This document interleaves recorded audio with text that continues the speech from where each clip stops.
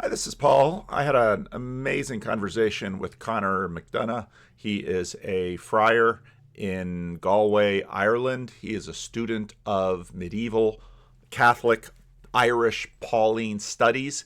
He's going to be one of the speakers at the Christ and Culture Conference on February 15 in Galway, Ireland, which is right before the art conference. I'm flying out to go to the art conference, and before I go there, I'm going to Ireland to do this event.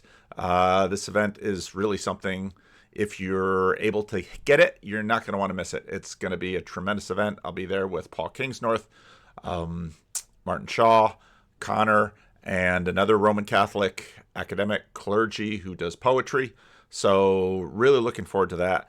One of the things that I asked Connor about, because I think there's a lot of curiosity about what's it like to be not just clergy, because people look at Protestant clergy and I'm not wearing any vestments, I'm not wearing any clerical robes, I'm not doing anything. So Protestant clergy are sort of a little bit different, but what's it like to take on holy orders, and what surprised you? And one of the things that he said to me, which was, I thought, so true and perceptive, was he said, I then sort of became a symbol instead of a person. And so I found that so true. And as a young Dominican friar, this is part of what he's going to be working through as he spends not just years but decades, Lord willing, in his vocation. And so I'll just leave this little clip for you now. I've got another video coming out that I just made about the Protestantization of the laity, but I like making clips of these longer videos because most of you don't know who Connor is. He has watched me. He's kept an eye on this little corner, and so he's been sort of watching what we've been doing, and he's a super guy. And so I hope that I hope that others will invite him into conversation. Of course, he's got his own vocation. He's getting a PhD currently, but yeah, it's a little taste of this conversation. Again, this idea of what does it mean to be a symbol, for the symbol and the person to reside in the same psyche. Hi, this is Paul. Galway 2025, Christ and Culture is coming, and it is something I am really looking forward to. I'm really looking forward to it. I'm going to get a chance I'm going to go to my first Orthodox Divine Liturgy. How about that? Just after I trimmed my beard. So just they'll see me coming and say, oh, yeah, he's a Protestant. Hopefully I get to spend some time with Martin Shaw as we traveled from Galway back to London to do ARC. And then during ARC, I'll do hopefully get some estuary experience. And after ARC, we'll see if anything gels with between Cassidy and Tayo in the UK. But I'm super excited about this because I like the framing Christ and Culture a little bit better than this question about Christendom. Not that that's a bad framing, but I think, again, Christ and Culture is broader. Of course, Paul Kingsnorth just had his conversation with Jonathan Peugeot. No big surprises in there, but as I had my conversation with Father Connor McDonough, I had my conversation with Nathan Jacobs, and I'm continuing to sort of process all of this. Now, when we start talking about Christ and culture, it immediately brings me back to a class that I took at Calvin. Was it at Calvin or was it at Eastern Christian? I think it was at Calvin. Christ and Culture was a really big book for Calvin College in the 1980s because they had Niebuhr. I just actually reordered the book. I don't have the copy I had when I was in school. But basically 5 paradigms. And I remember everybody's like, oh yeah, it's the fifth one, Christ transforms culture is the right one. But the world has changed a ton. And so I was looking on Amazon for Christ and Culture, and I noticed that D.A. Carson is revisiting it. And so I downloaded the sample, and I just read through the sample, and we'll see if I download Carson's book. my conversation with Vesper Stamper about Christendom. It's just super interesting to me how these conversations are going, especially with respect to, let's say, the Orthodox moment in North America. Because Orthodoxy, of course, was a civilizational religion. And Catholicism, Latin Christendom, a civilizational religion. From Constantine forward, Christianity became a civilizational religion. And the church and Christ and the Bible shaped the civilizations of East and West and impacted. Jesus smuggled in. And as I was reading through D.A. Carson a little bit, who's obviously a conservative Reformed theologian and Bible scholar, the question came to mind: is the kingdom of God a culture?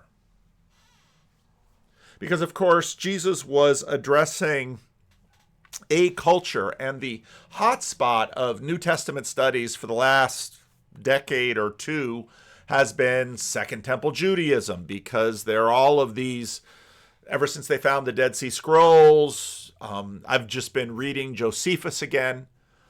Just really fascinated.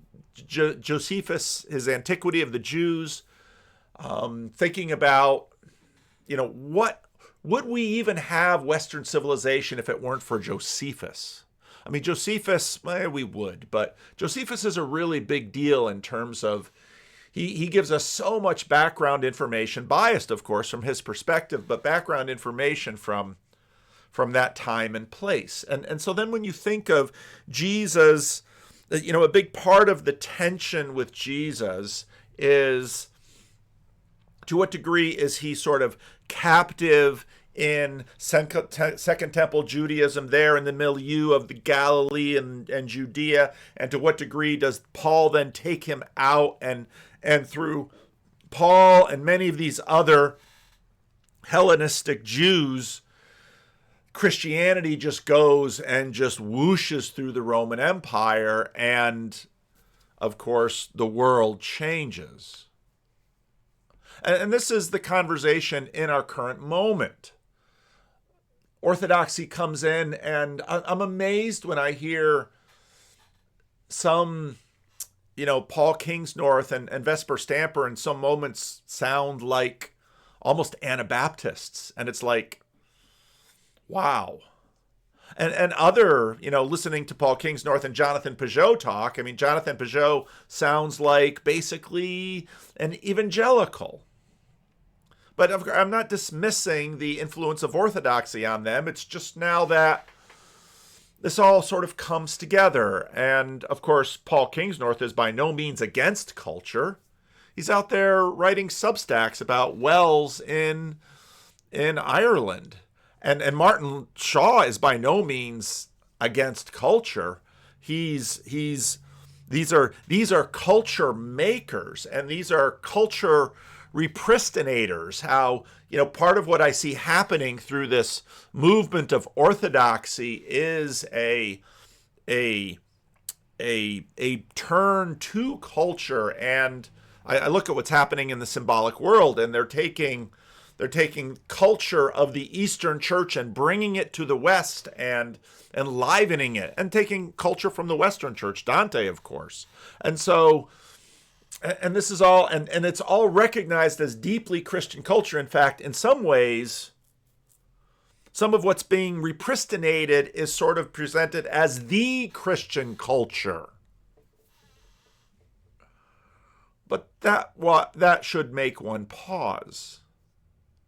Because, of course, no one would deny that Peter and Paul and James and John had a culture, and that they were Christians, and that Christian culture begins to emerge. Does Christian culture have trajectory? So, claims of the Christian culture, and of course that sort of sets East against West in Christianity, because in many ways their cultures are distinct. I've been sufficiently impacted by Jonathan Peugeot and my Orthodox friends that when I went to Italy and looked at all of this Renaissance art, I was a little taken aback by it.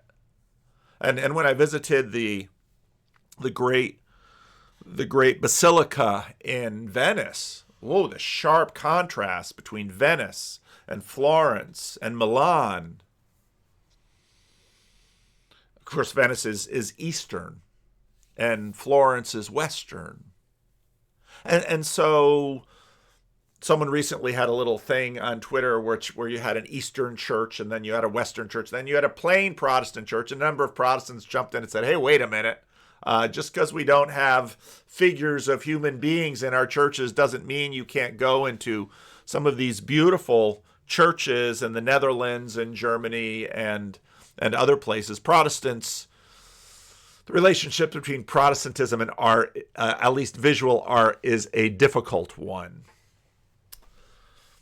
But we're in the thick of this conversation right now. And part of the Orthodox moment that we're seeing is a revitalization of deep roots in culture. When you have Martin Shaw and Paul Kingsnorth looking back at the monastics, but then, of course, Peugeot will come in and say, but these people seeded culture. And you have the perennial and widespread, deeply Christian critique of our passions, of avarice, of the seven deadly sins, depending on which way you frame it. Well, these are long conversations that Christians have had. And when I look at, let's say, Protestants of the 60s and 70s, they were deeply skeptical. You can't read someone like Ron Sider's Rich Christians in an Age of Hunger. And Jonathan Peugeot mentioning to Paul Kingsnorth about, maybe feed the poor before you make the golden doors. So is the kingdom of God a culture? And what is the relationship between the kingdom of God and culture?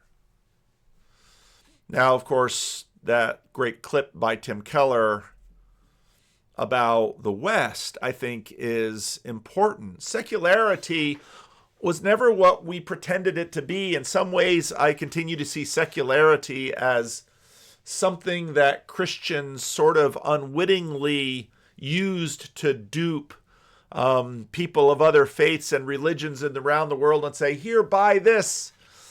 What you don't understand is that there are Christian roots. I took this picture when we would visit some of these amazing Duomos and basilicas and churches in Italy. Often you could go underground, and what was underground was a crypt, but also beautiful mosaic floors. And I think this was the Duomo in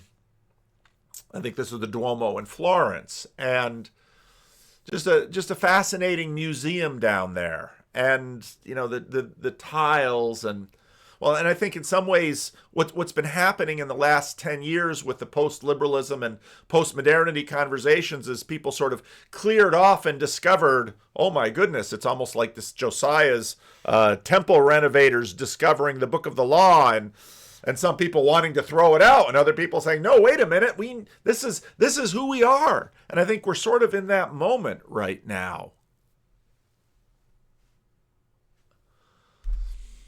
Latin Christendom shaped the West, and the West, when we talk about the West, that's really what we're talking about. We're talking about the part of the Roman Empire that fell early, and this long struggle between monastics, the Irish over at the ends of the earth, and the monks, and how painstakingly they converted the Germanic tribes, the Franks, and eventually even the Norse. And you had this thriving civilization out of Latin Christendom. But I've been poking at this book on the 30 Years' War, and so messy. So messy. So convoluted, so complex. And the more history we know, the more complex and convoluted we see it. And these words, the Renaissance and the Protestant Reformation and the rise of democracy and Enlightenment and classic liberalism and destruction of fascism and communism and the Second Vatican Council. This is hard. So let me give you the best answer I can. Uh, Liberal democracy, which is how I'm using the word liberal very broadly, liberal democracy, which is how our Constitution was written, how our country was founded, was the idea that the government is neutral when it comes to religion and religious beliefs. It does not impose religion and religious beliefs on people. It doesn't impose a worldview on people. It doesn't say it doesn't hook up to Catholicism or Chris or Price, Lutheranism or whatever. And therefore, it's big on freedom of association, freedom of speech. It's a pluralistic society, so you have Jews and Catholics and various kinds of Protestants and atheists, and it doesn't impose a worldview or religious views on people, and or moral values on people. And it came out of the Enlightenment because the Enlightenment was born a couple hundred years before America in the wars of religion, when everybody was fighting. Basically, people were dying as to which religion my country is going to be. And a lot of the thinkers of Europe came up and said, "Hey, you know what? Let's create a society in which there's no one religion that is the official religion, and we are coming together just as reasonable people, and we decide how we want to live together. And we park our religion at the door when we come into the public realm, and we make laws based on common good and that kind of thing." And for a very long time, that worked in America. And I just want you to know that that's the problem. The big problem is that liberal democracy is in crisis. And the reason it's in crisis is because, and here's the irony, and I don't think I think I could trace this out if I was writing something down. I think it would be a little hard orally right now to do it. But weirdly enough, liberal democracy kind of led to the decline of religion, probably. Because it really said, religion is okay for your private life, but when it comes to the public life, we really don't need it. It's really not important. We just use science and reason to figure out how we're going to live. And you park your religion at the door when we come out here and talk together. Whether you're a Jew or a Catholic or a Muslim or a Christian or an atheist, you come together, and we just decide this. And it was part of I think what weakened faith, because it was really saying faith is a private thing. It just makes you happy, but it really isn't all that necessary for how you live your whole life. Whatever. But the fact is that when religion started to decline, the thing that now, I have some atheist friends who admit this, say the thing that actually held us together was not freedom of speech, freedom of association, using our reason. What held us together was like 80% of the population went to either a Catholic or a Protestant church. They actually went. And that even though, like, the liberals and conservatives in Congress were arguing over taxes or unions, but they would never argue over same-sex marriage. They all thought it was be a horrible thing. In other words, everybody was and 80-90% of people were nominal Christians. And because they were nominal Christians, they had a moral base, and they lived with the illusion that we're really not a Christian country, we're a secular country. But the fact is, they'd never really had to deal with pluralism using liberal democratic, structure. And when real pluralism came along, we found out we couldn't abide it. And so now, here's the first thing that happened. The first group of people that actually moved away from liberal democracy into we're going to impose our worldview on you were the progressives. They were the first people to start doing it. What Rowan Williams, Archbishop of Canterbury, former, he calls it programmatic secularism rather than procedural secularism.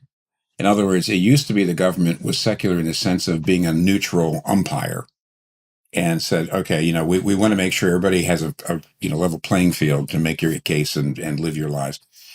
But programmatic secularism goes like this. Um, if you, well, put it this way. In the 60s and 70s, even the 50s, if somebody wrote a book saying it's okay to be gay, That would probably be not publishable because it would be banned as obscene speech, right? Today, if you try to write a book or say it's not okay to be gay, now it's also condemned as obscene speech, except it's called hate speech. And what's happened is there was a kind of hegemony. It wasn't pluralistic. There was a kind of nominal Christian hegemony that really did run things. And when that fell apart, now we realize, well, who's going to get in charge of defining hate speech and obscene speech? And progressives said, we're going to do it. And so what they actually have done is they are imposing a kind of programmatic, hard secularism. And conservatives and Christians have seen that. They say, you know what, you're not being neutral anymore.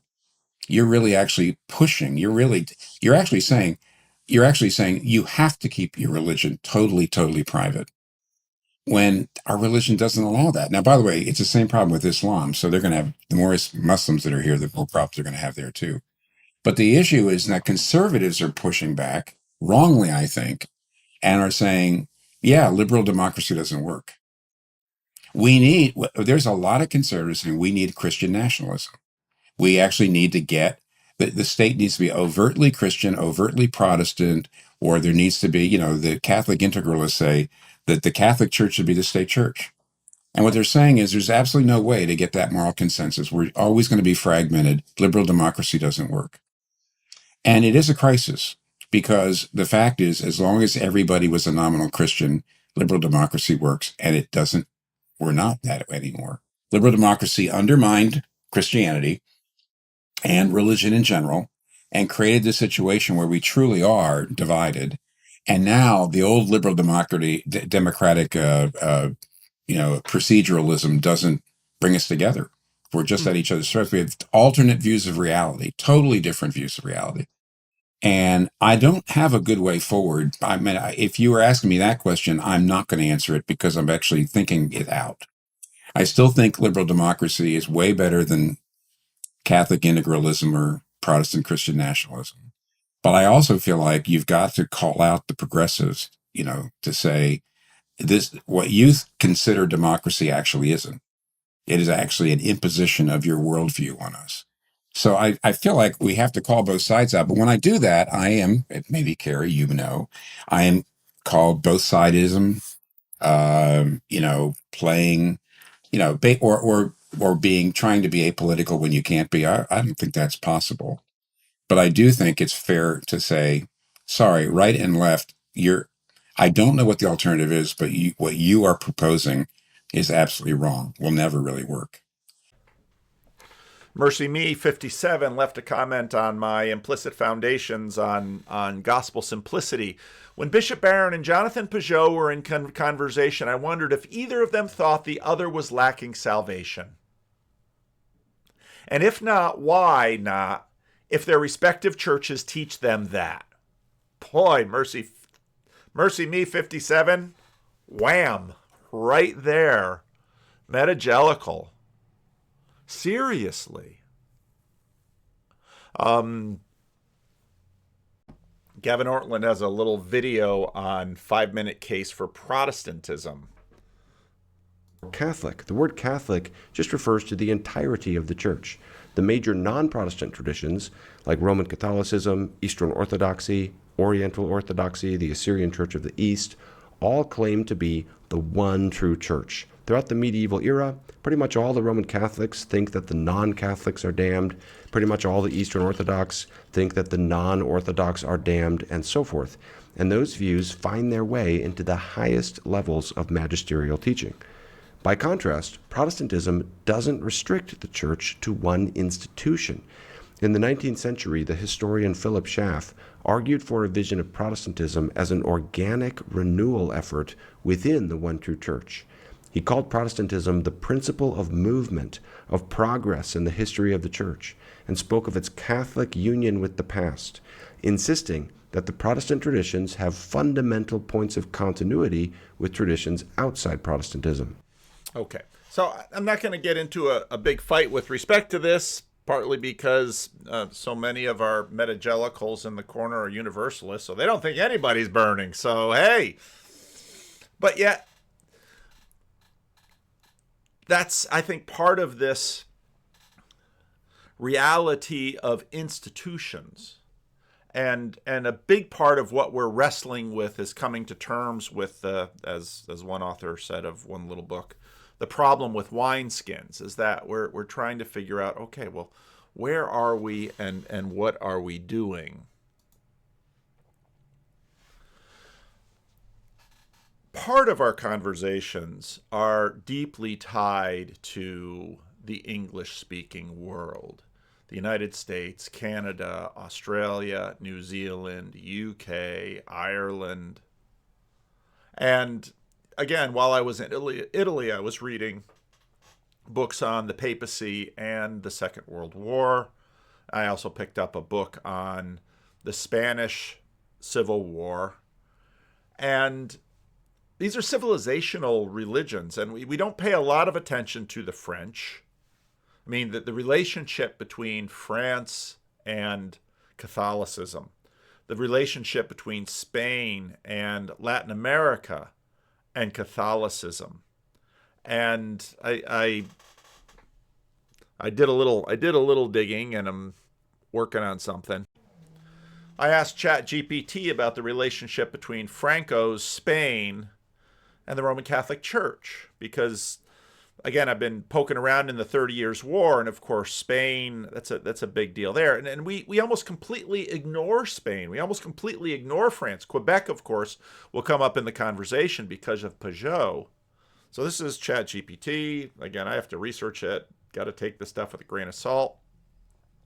The relationship between the Roman Catholic Church and Francisco Franco's regime in Spain, 1939 to 1975, was complex, evolving over time from mutual support to eventual tensions. The church played a significant role in legitimizing Franco's rule. And again, I don't find that hard to believe. The church played an important part in legitimizing Mussolini's rule. And I can completely understand the motivation of the church in terms of, again, pre-Vatican II, pre-Second World War, just look at many non-North America, non-Anglo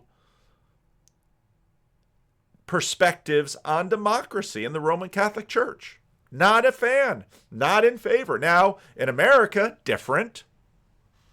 Probably in the UK, different. But of course, I mean, the history of Ireland, just listen to the rest of this history on the history of Ireland. That's a difficult history. That's a brutal, brutal history, the history between the English and the Irish. It's, I had very little idea just how hot that was. So you can very much understand that leaders looking to maintain power would look at the Roman Catholic Church that had lost, it is difficult for many of us now to appreciate the dramatic changes that have happened politically with respect to the Roman Catholic Church in European history. It's just deeply intertwined. And then when you look at when the Roman Catholic Church had Spain and France and Italy, well, when pluralistic democracy, it's a loss.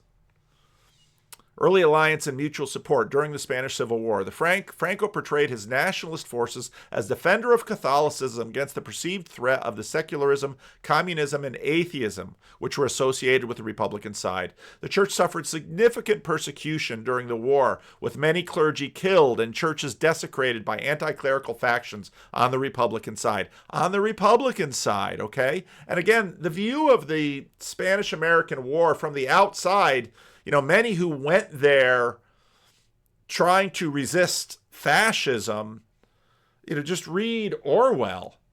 They're completely disillusioned by what they found in many cases because it wasn't what they expected. And, similar thing in terms of communism at the early part of the 20th century. Intellectuals in North America and Europe sort of fell in love with communism. Pay no attention to starving the Ukrainians. and those in Belarus. Pay no attention to Stalin killing his people in order to somehow prime the pump on the future. The church suffered significant persecution during the war, and many clerics killed and churches desecrated by anti-clerical factions on the Republican side. This solidified the church's support for Franco as a protector of Catholic values. And again, just read the history of Mussolini and the papacy, and even Germany and the papacy. It was much more difficult with Germany because, of course, Hitler was persecuting the church, and so German clerics wanted the Pope to denounce Germany, and the reason the Pope kept giving for not denouncing Hitler was, well, he'll persecute you further if we do this. And, they were trying to walk a line, and fair enough. But again, I can very much understand the motivation for trying to maintain Catholic civilization in Europe in the 19th and 20th centuries, because they had lost so much. Liberalism and modernity was just moving forward quickly. And in many cases, Protestants were always sort of all over the map on these things. You had some Protestants that couldn't get enough modernity, and other Protestants that kept resisting it in their own ways. But the post-war period, Franco declared Catholicism the official religion of Spain, granting the church privileges such as control over education, censorship, and moral guidance. Again, similar things to what happened in Italy with Mussolini. The regime adopted a policy of national Catholicism, where Catholicism became intertwined with Spanish identity and state policies. Again, similar things, obviously different stories in Latin America, but cozy relationships often between dictators and the church. And then, of course, you had churches, Catholic churches, that responded. And so you have this whole movement of liberation theology. And, of course, the current pope comes out of Argentina. They have this terrible history with the dirty war. So there's so much history there.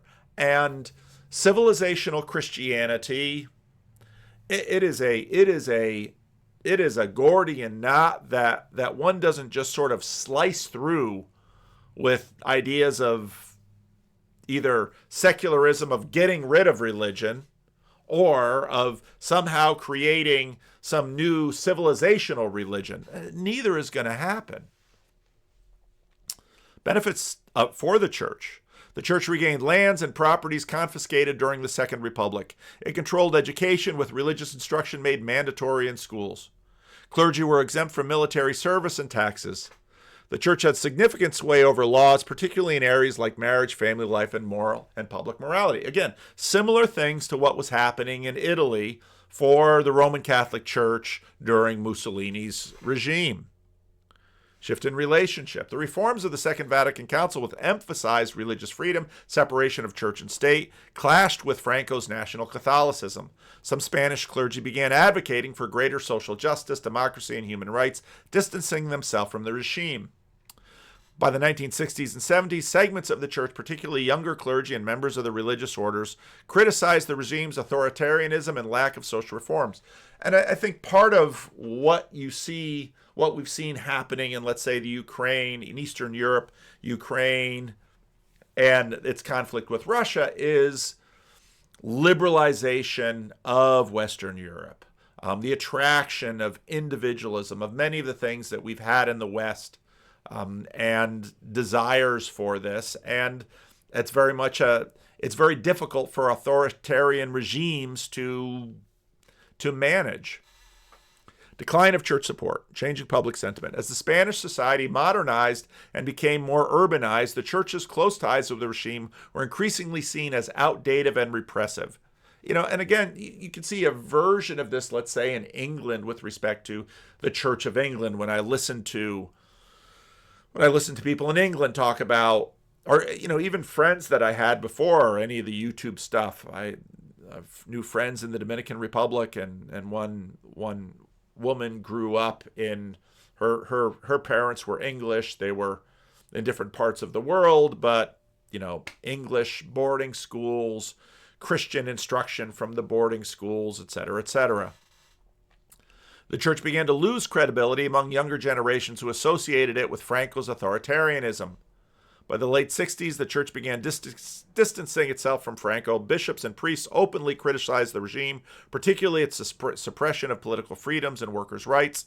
By 71, the Spanish Episcopal Conference issued a statement recognizing the need for political pluralism and democracy, signaling a break with Francoist ideology.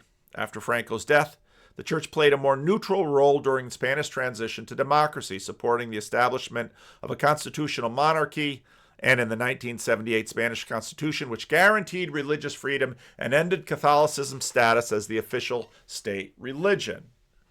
So you see all this barking back and forth on YouTube about Christian nationalism, but of course that's in an American context. It's a kind of completely different history. I think this is the same video that Michael Sartori was watching. This is a group of conservative, reformed theologians and thinkers. James Wood over on the left teaches at Redeemer University. That's sort of a Christian Reformed birthed university in Ancaster, Ontario. I think public religion is just inevitable. I think this is kind of a common theme among post-liberals as well, that you will have some sort of religion that animates and is enshrined and promoted in the public order. This is, to be honest, one of the great gifts of the woke revolution, is it just reminded us, I think, of that. Like, history didn't end Fukuyama, I'm sorry. An order will be framed around a certain vision of the good. Every political order is an instantiation of a certain vision of the good, and that vision of the good will be, in some sense, religiously inspired. Even if not every individual in that society agrees with that, the public institutions will be promoting something. And morality will be enshrined and promoted, and morality is always religiously informed. Every church has a creed. Some of them are just explicit and some of them are implicit. And I think that's true also for like a public religion. Like every polity has a public religion. Some are just less explicit and some are more so. Now, I think he's dead right. I think he's absolutely right. And part of what we're living with is 100 years ago, 200 years ago, 300 years ago, before a lot of urbanization, before not only, after literacy, but before sort of the necessity of higher education. Again, 3 of my 4 grandparents started life with an 8th grade education. Now, they were smart people. They were lifelong learners. They never stopped reading. My grandmother wrote articles for the Banner. She had an 8th grade education. Then she went to a little business school education so she could learn to type. But she wrote Bible puzzle books, extremely articulate woman who never stopped learning. But most of her learning was done in the church. And in the Christian Reformed Church, churches and denominations developed these ecosystems within which their people lived. And that sort of kept most of their people, at least many of the regular people, within their confessional confines. The internet just explodes that. I was watching, it was actually a Muslim channel. It was a guy who grew up in the Islamic world and then moved to Australia, had an Australian accent, and he basically said, the internet's just going to kill Islam. I mean,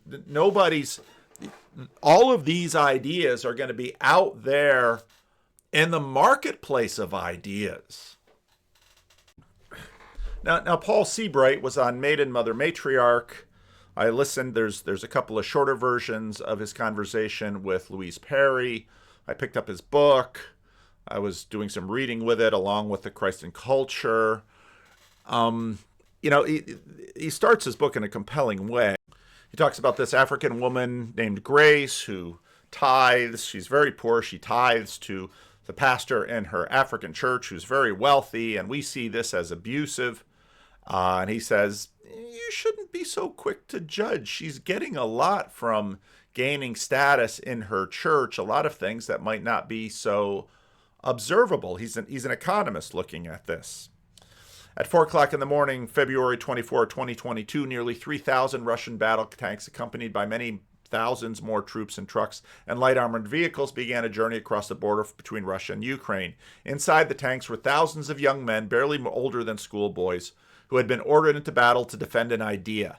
It was fundamentally a nationalist rather than religious idea, but it had been supported by some very heavy religious artillery the previous day. In a fiery sermon by Patriarch Kirill of the Russian Orthodox Church over the following weeks and months, Patriarch Kirill would redouble his rhetoric in support of the war. He urged soldiers to fight as their patriotic duty and promised them that sacrifice in the course of carrying out your military duty washes away all sins.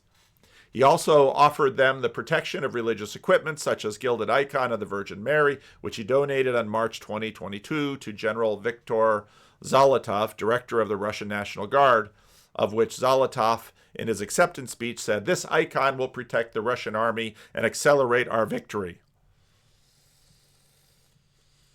Hasn't panned out so far yet, but you can see very quickly how this is going to take the young men in Russian tanks certainly needed their protection. They had been told that they would be met with welcome smiles and posies of flowers, but in fact they were met with anti-tank missiles fired by men of their own age.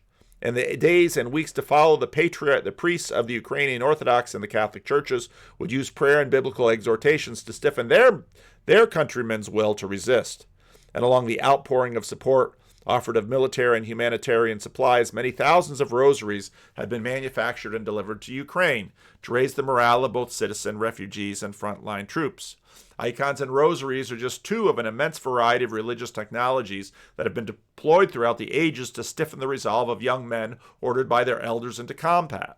In a recent study in the violent eastern parts of the Democratic Republic of Congo, reported 46 different objects, potions, rituals used by armed groups.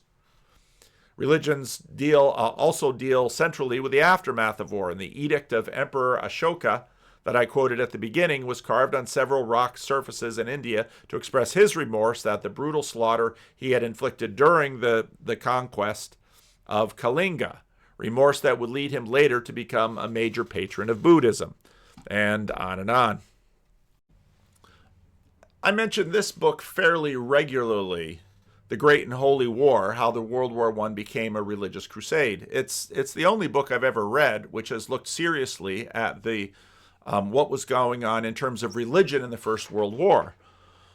Both times that I've visited the UK, I am amazed at visiting the castle at Edinburgh.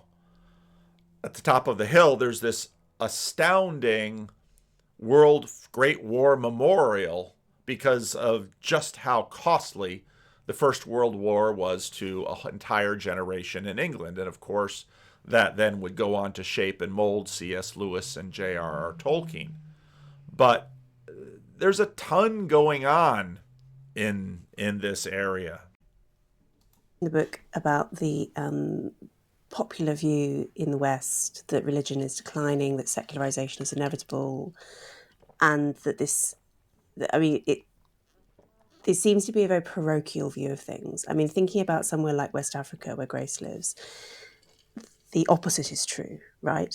There really is no sign of religious decline. There is maybe signs of religion shifting. You talk about the corporatization of religion, the marginalization of folk religions. So we can understand this in economic terms, right? Hence your theme. What do you think people are missing when they assume that secularization is an inevitable process? Well, let's answer that in two parts. The first thing is, what do the current data show? And the current data clearly do show a decline in most measures of religiosity in significant parts of Western Europe and North America. And there are some good reasons for that, which I spend a lot of time discussing in the book. But then there are many other countries to show the opposite. And in fact, if you have some plots at the back of the book in which, I show on a horizontal axis of a graph, I show what the measures of religiosity were about 20, 30 years ago, and then I show on the vertical axis what they are today. So if you draw a 45-degree line, countries below the 45-degree line have seen declines, and countries above the 45-degree line have seen increases. And the amazing take-home message from all of those graphs is that essentially, on average, nothing happens. That's to say, there are points all over the place, above and below the line, but there are as many points above the line as below the line. And basically, there are lots of places where it's increasing, there are lots of places where it's falling, but in the world as a whole, there's no obvious decline or increase. Now, how does that fit with the story that many of us have absorbed about secularization? We go back to Max Weber, we go back to Durkheim, we go back to Marx, we go back to all of these people who say, well, there's an incompatibility between religion and, let's say, science broadly, or modernity, or whatever it might be. And I think the main thing that story misses, and it's much clearer now than it was then, although I would say in defense of all of those thinkers that they had a more subtle view of the process than is commonly attributed to them now. But the thing that was not apparent to them then was that religion was not a timeless, unchanging phenomenon. It was a dynamic economic phenomenon driven by the innovative decisions of entrepreneurs. And so, of course, if religious offerings had remained unchanged for the last century and a half, we could have expected to see a massive decline. But they haven't remained unchanged for the last century and a half. They've adapted, they've responded, they've come back with a new version of religion that is much better adapted to the particular societies in which they find themselves. Now, he's looking at money, he's looking at whole bunches of different signals. But you also have the question of category. Because if there's anything that Tom Holland has brought into the conversation, it's that what was thought to be just an obvious category is not obvious at all. That, again, if you look at some of my definitions of religion basically is what you value most and how you pursue it. And that puts it deeply connected with meaning and deeply connected with just about everything you do in life. Now, you might say, well, if you're going to define it that way, well, then, of course, everything is religion. But again, my argument goes back to Holland noting that, well, if you were to ask the Greeks and the Romans how religious they were, they'd kind of look at you like, huh. But if you ask people how religious they are in terms of going to work or flipping on a light switch or our use of technology, we would say, no, technology isn't a religion. But again, this is very much a part of what I think Paul Kingsnorth is contributing to say, yeah, it kind of is. It really is. In fact, our trust in technology and our trust in all sorts of certain assumptions are, in fact, deeply religious. And again, if you read The Blind Spot, a book that John Vervaeke recognizes often, if you look at Spencer Klavin's newest book, I have always grown up in terms of our Dutch Calvinism. We had always said that all of life is religious, because all of life is, you can look at other definitions of, what is our ultimate concern, religion, definitions like this.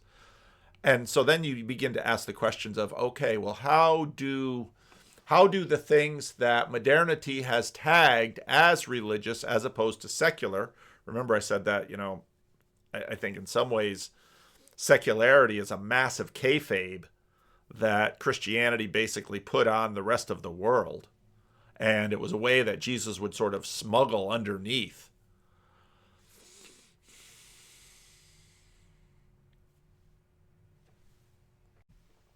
I mentioned Jonathan Rauch the other day, where he's been making the rounds because his book isn't yet released, or maybe it is released, I don't know. The sample is out there on Amazon, and basically he's making the argument that, well, Christianity needs to be better Christianity. And he dedicates the book to Tim Keller.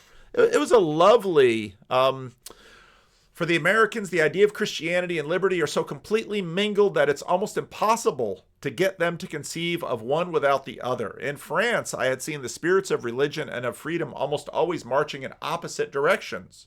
In America, I found them intimately linked together in joint reign over the same land. And again, when you think about what I said about Spain and Catholicism and France and Catholicism and Italy and Catholicism, what happens after the English Civil War and the nonconformists and the bleeding of Puritans and Pilgrims and then other entrepreneurs to North America and the founding of a deeply pluralistic United States, yeah, Of course, it's all about choice. And the Dutch Calvinists, my people who came here, when they came to America, they were most afraid of Methodism, because Methodism would woo them into Arminian thought.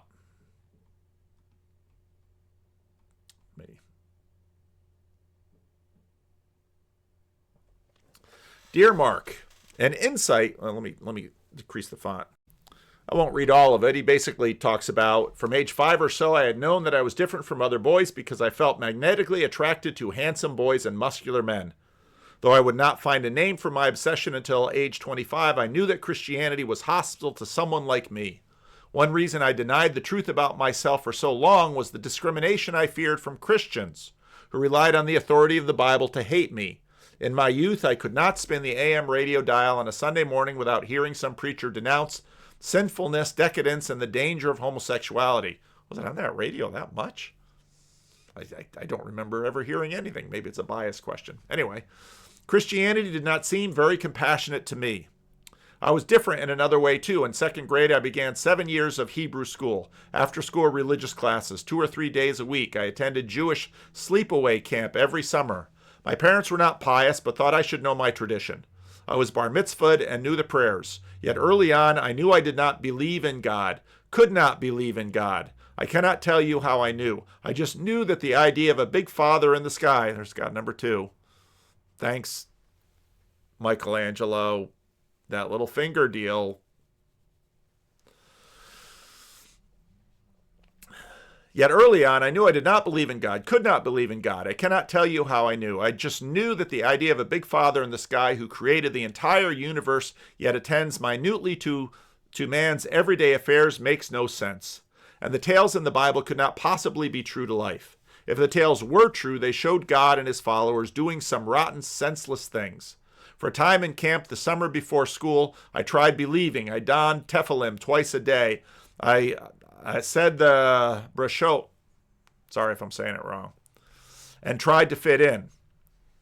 When that had no effect, I gave up on faith, though not on Judaism, that identity written in my blood. By the time we met, I believed the world would be better off without religion, especially Christianity. I saw the church as cruel, hypocritical, and had arrived at college armed to argue the point. I had imbibed the writings of Bertrand Russell. Though Why I'm Not a Christian was his most famous and anti-religious essay, my personal favorite was, Has Religion Made Useful Contributions to Civilization? The answer, it helped in early days to fix the calendar and caused Egyptian priests to chronicle eclipses with such care that in time they became able to predict them. These 2 services I prepared to acknowledge, but I did not know any other. So that was the moment when destiny, in the form of a university housing office, threw us together. I was prepared to confront Christianity, but I was not prepared for you, Mark, the person he's writing to. Within the first couple of weeks, I realized you were different. He wasn't the straw man. You did not proselytize, but shone by example, exhibiting tenderness and curiosity to all you met. Unlike many of the Christians I had heard preaching and posturing on the radio, you seemed confident and secure in your faith. When I teased and goaded you, you would chuckle, not bristle. Though your politics were conservative, you were devout, you were a devoted participant. Why can't I say a word I know? Participant. And the Campus Conservative Party. You never let politics preempt kindness. Once, when a gay rights petition circulated on campus, you were among the first to sign, saying it was God's place, not yours, to judge. You treated me with forbearance, what I would later recognize as grace, and did the same for others. Much later, years after you had taken degrees at Yale and Oxford and General Theological Seminary, ascended to the Anglican priesthood, became the Reverend Dr. Mark A. McIntosh, and authored more books on theology and Christian mysticism than I could count, one of your former classmates recalled that even in your seminary days you had had a mystical aura. Looking back, I see I had picked up on that. You were not a saint, to be sure, but you were something the 18-year-old version of me found oxymoronic, a good Christian. I didn't convert. I didn't change my mind. You were the portal, though, to a change of heart. Once I had seen what Christianity could be, it became a subject of curiosity for me instead of contempt, something I had to know more about. I imagined that one day I might even write about it later. Later in life, with your example before me, I came to cherish close Christian friends. Some of them, such as the late Pastor Tim Keller, the dedicatee of this book, among the wisest and deepest people I have known. I came to see that the confrontational, contemptuous style of my youthful atheism and later of the so-called new atheists had it backwards. Yes, religion can be stupid, but people make religion stupid, not the other way around. In the years after our student days, my politics evolved in your direction. Ralph Nader and Bertrand Russell were replaced in my pantheon by John Locke and James Madison, William James and C.S. Peirce, George Orwell and Karl Popper. My view of spirituality evolved too. I came to see people who believed in God have an ability I lack. They receive frequencies I can't detect. I love that. Frequencies. We need metaphors. We need metaphors. And so radio waves sounds good for that spooky spirituality. Given their words a dimensionality, a later meaning that my world lacks. This does not make their view, your view, better or truer than mine, but I am not defensive about likening my atheism to colorblindness, because faith is a part of the human experience which I do not share. My career in journalism led me deeply into politics and government. For a long time, I barely gave religion a thought. It seemed to have receded into the background of American life, except when the latest priestly or pastoral scandal flamed into view. Newspapers didn't cover religion much, except in the Sunday church pages, which no one I knew read. When I did dip into religion, my views were superficial. In 2003, The Atlantic, I joyfully celebrated what I called apatheism, which I define as not caring much about one way or the other about religion, because religion is a source of social divisiveness and volatility. I predicted that apatheism would tone down friction and represent nothing less than a major civilizational advance. It was, I gloated, the product of a determined cultural effort to discipline the religious mindset, and often an equally determined effort to master the spiritual passions. It is not a lapse, it is an achievement. Now, he's going to go on to worry that, well, Christianity's in peril because of the wrong kinds of Christians and the wrong kinds of churches, and that when people become less religious, they become more political, and this has led to a political flavor he doesn't like. Which seems a little mercenary, because religion's all over the place. Politics is now, religion is always. Politics is dollars, religion is cents. So waspy American pluralism, which in some ways I think provided a model past state churches all around the world. And of course, if you read economists, state churches, in fact, may be a liability rather than an asset when it comes to religions. But it leads back to really where I began. Is the kingdom of God a culture? Now, again, I don't think you can live in the world without having a story, at least even an implicit story of the world. And your story in many ways is going to be deeply tied to whatever it is, however vague or however well-defined a thing that you have that someone might call a religion. But here we are in this moment. And we're going to have this conversation. And I'm really looking forward to it. Because part of what's so beautiful about talking to people like Martin and Paul, unlike people like Connor and myself, there never was a day that I didn't see myself in a world with God. There never was a day that religion wasn't a part of how I viewed the world. And Connor and I both see it through Christianity. Paul and Martin have had very different experiences. One of a state church. Martin's story, which he told it to me. It's a very religious family, and he was just sort of out there doing his enchanted business out there until God shoots an arrow.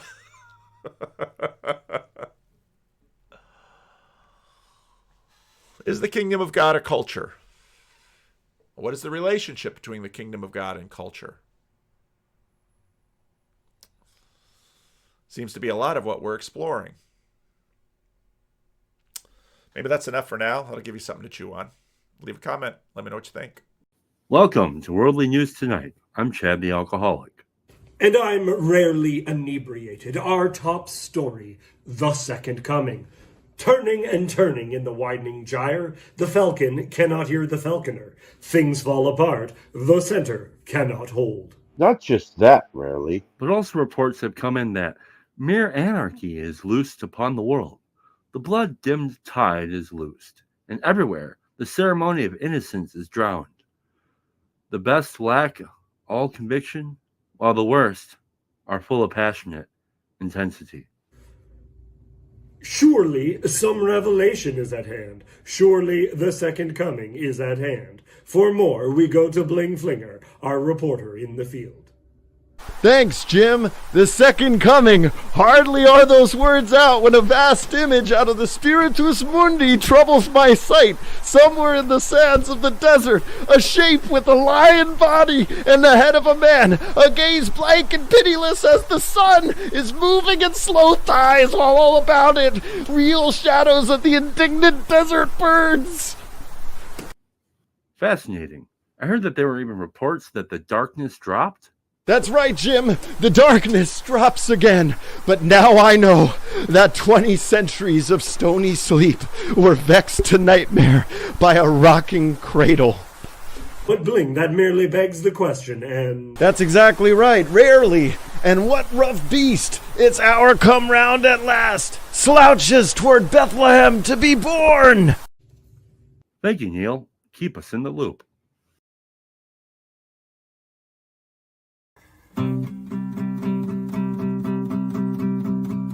I don't know about the meaning crisis, left, right, black, white, or other vices, which Jesus Christ is right, or if we're all saved.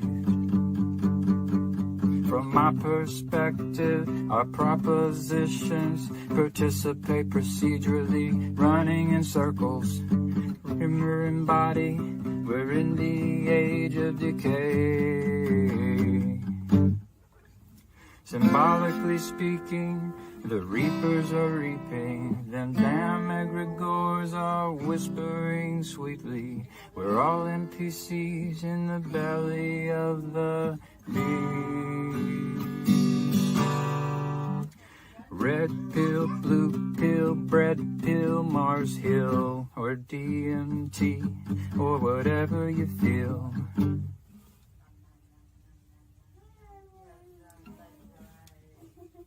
Got one and number two, it's all the same damn thing. So clean your room, repent on Zoom, ontology for dummies, a bird's eye view. 'Cause if you really knew, could you really even say?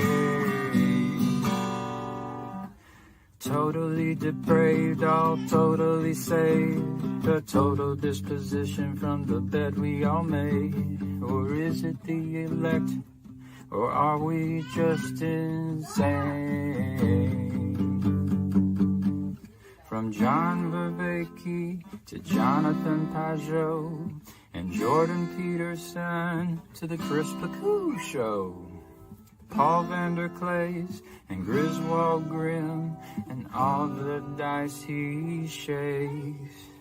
This estuary ditty is a little bit cringy, ain't quite the U-shaped or the hero's journey. All the NPCs in the flood treading water to watch you save the day with a bunch of chitter-chatter. From the ortho bros to the Catholic Joes, or atheistic Jobs, to Protestant folks, the Joe Schmoes, and Jewish Jacobs, and everything in between. So love the Lord your God with all your heart and soul, with all your mind and your fingers and toes. all your neighbors too, as if they were your own. So love the Lord your God with all your heart and soul, and with all your mind and your fingers and toes, all your neighbors too, as if they were your own.